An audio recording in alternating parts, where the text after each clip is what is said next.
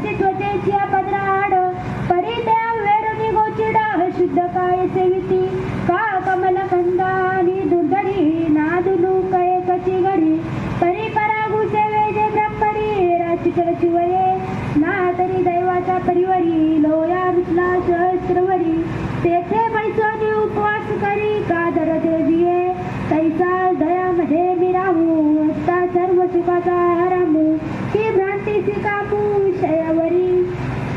ज्ञानोबारे सांगतायत दूध हे पवित्र आहे व गोड आहे. गायच्या कासेच्या जवळ गोचिड आहे परंतु ते गोचिड दूध न पिता रक्तच पिते. तुझा आहे तुझं पाशी परी तू जागा चुकलासी. माऊली दुसरा दृष्टांत देतात. कमळाच्या आणि बेडकाच्या रांगेच्या ठिकाणी एकमेकांच्या जवळच आहे परंतु बेडकाला माहीत नसल्यामुळे की कमळा मकरंद आहे म्हणून तो चिखलात चिवडत बसतो आणि लांबून